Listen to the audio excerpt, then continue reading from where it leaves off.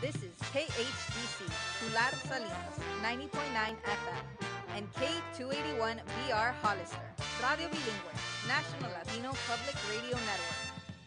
Esta es KHDC, Tular Salinas, 90.9 FM y K281BR Hollister, 104.1 FM, Radio Bilingüe, la red nacional de radio pública latina.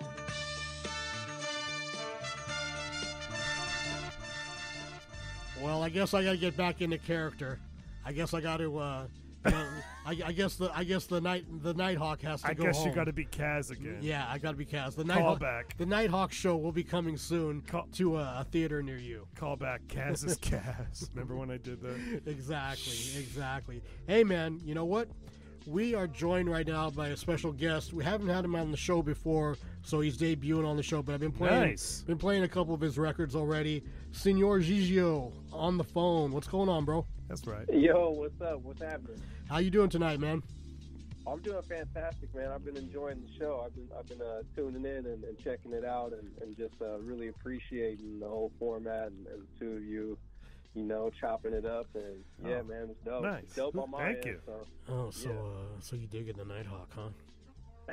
not in that way. I mean, if you just want to have that smooth talking vibe atmosphere, you're more than welcome to attend to it. That's the Love Lines voice, where I'll be playing the next song is going out to Rita from Johnny right here in Salinas. That's right. She's writing letters to you from saying she hopes you get out soon. This is going out to Rico, who's doing a little bit of a state vacation right now. I just want to say real quick, I just remember when like people would write to other people in prison, and it was crazy. All the time, man, all the time. It was wild. But hey, man, we got to focus on Señor Gigio coming out of the Bay Area, man. I first got aware of you through work you did with 1AM. But, you know, run it back, because I know there was history before that. So tell me about the history of Señor Gigio. Yeah, man, I've been putting out music and contributing to hip-hop, the Bay Area hip-hop community, and, you know, everything that extends to for a long time now. Over 10 years, I've been releasing music independently, doing shows, releasing music. So, yeah, it's a lot. Well, I mean, you know, so you say about 10 years now, so you go back to what, about 2012?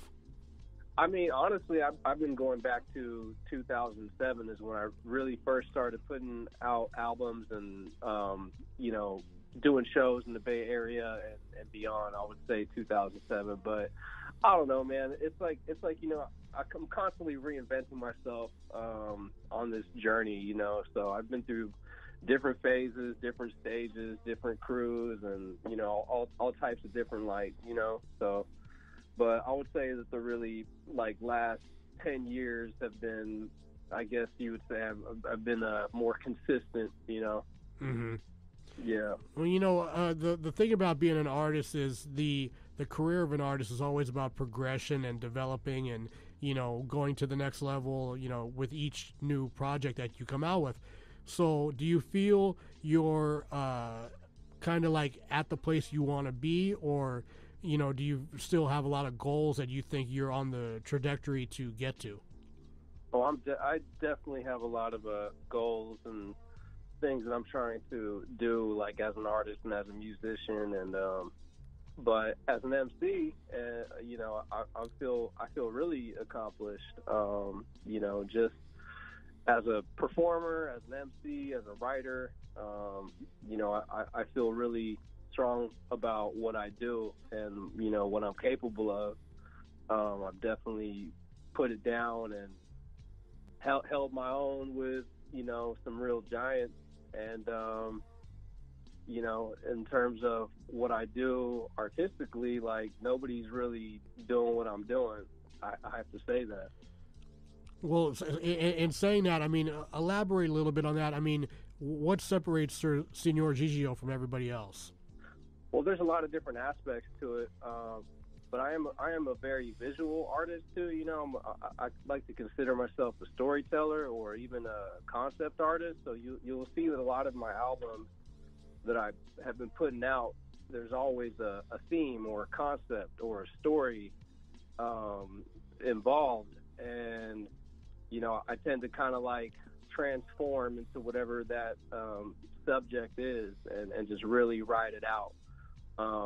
That's one aspect of it, and then I'm also in addition to being an MC, I'm doing all the visual art for it too. I'm a cartoonist, comic book writer, and illustrator. Like my last album that I put out in 2018, I put out a comic book with it, and this one that I'm getting ready to release next month, I have a comic book that I'm going to put out with it as well. I'm also an animator. Like, I'm doing my cartoons for my music videos and doing my own music videos too. So there's a lot of different elements to what I do, Right.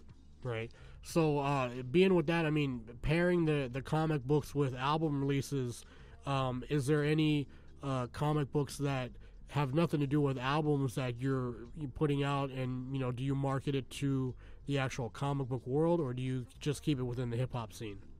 It's so far right now, it's all within the music. Like, everything that I'm doing, it's the music first, and then there's a whole world and the vision that comes around, that comes alive through it. But it starts with the music. But I'm sure that in the future I'll probably venture out and do other things. But I don't try to force it, and I got to follow my inspiration. And the inspiration with me right now at this time is all about my music and bringing it to life. And because it's really important to get the visual aspect out there so that people can understand what it is that I'm saying, and what makes it different. You know what I mean?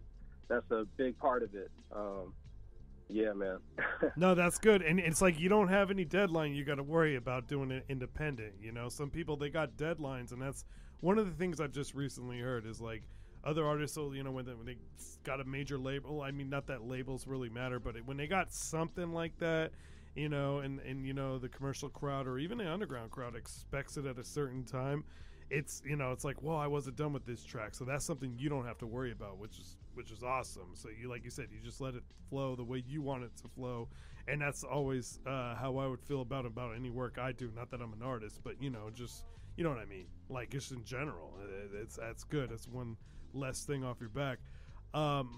V-Dog here, and I just have one question. I see you're a tarot reader as well, so that's So people come to you and you give people advice with that too, right? Or yeah, for sure. I mean, that's part of what I do as well. I'm a tarot reader, and I have a little private business with that. I started doing that originally in 2017 for the public, but I was doing it out on Telegraph in Berkeley on the street. And I pretty much, in the beginning, I was just open to whoever, like, come through, sit down with me. I was getting my chops up, and also just trying to show that I was there to, be a positive influence on the street as well. So nice. But yeah, man. So that's definitely part of what I do. So do you incorporate any of that into your hip hop music, or does it influence it in any way? I'm just curious. That's a good question. I mean, here and there, I like to work with symbolism, and I am very spiritual. My music path and my artist path, it is a very like spiritual path for me. And I would even say, like, soon as I started working with the tarot was around the same time that I decided with my life that I was going to go full time and just do and make music and be an artist, and just also just learn how to, be in this world as myself without any constraints, and quit the job that I was working for, which was back in 2013. Okay. So, and at that same time that I did that, the tarot came into play, and it was something that I used that was kind of, I guess you would say, giving me affirmation that I was on the right path. All right. See, I should have hit you up a few weeks ago when I seen you at that event, and you could have let me know that my transmission on my car was going to take a crap on me, and force me to buy a new car. So I wish I would have known, but irregardless of my problems, So obviously you killed it on Duffel Bag with 1 a.m. Then you had Mighty Long Time, which was your record featuring 1 a.m.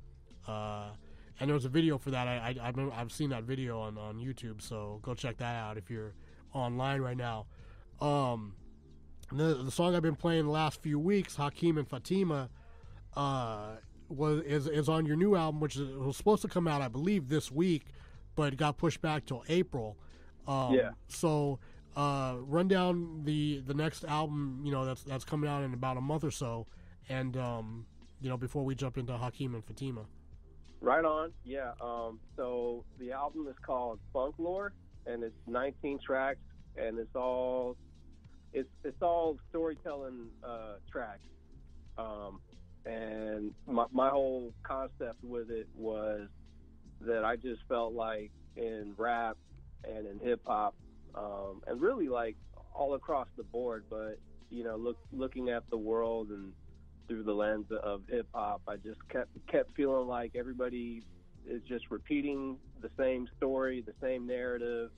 Even people who have talent, I just feel like they're just repeating each other. And I wanted to use this album as a way to show, like, there's so much more to be said about the world that we're living in, about the times that we're living in, and just to switch it up and show that there's still stories to be told, man. Like, you don't have to come out and just spit the same redundant story. Everybody's got the same life story apparently, and I'm just saying, like, there's 8 billion people alive on the planet today, supposedly. So to me, I feel like that should be 8 billion distinct stories, that we should be hearing. And if you're thinking about rap and hip hop, like, I feel like it should be reflecting that. And so yeah, I'm a storyteller, and I just wanted to take it to that place. So yeah, that's what the album is about. And that is coming out next month, April 22nd. April 22nd. Mark that. Yep. Funklore is the title of the album. Real quick, man, run down your social media connects before we let you go and we jump into the record, man. Right on. I'm Señor Gigio. Look me up on Instagram I'm at Señor Gigio, SENORGIGIO. Same thing on Twitter, same thing on Facebook, and definitely check me out on YouTube, as you had mentioned before. Señor Gigio, SENYE, the N with the squiggle above it, ORGIGIO. And thank you again for having me on, y'all. I appreciate it. And next time, I would love to come up there and check you guys out in person. And we'll plan that out a little bit better next time. So I'd love to vibe out with you guys for sure. It's all good, man. It's all good. You'd have a very long drive, as you pointed out to me, in our messaging back and forth. So it's all good, man. We appreciate you taking the time tonight to fill the people in, let them know. And again, man, Funklore comes out in April. You said 27th. 22nd. 22nd. There you go, man. There you go. All right, Señor Gigio, man. Appreciate you taking the time, and we'll talk to you soon. All right. All right. Thank you, fellas. Peace. Peace. All right, man. It goes a little something just like this. Hit it.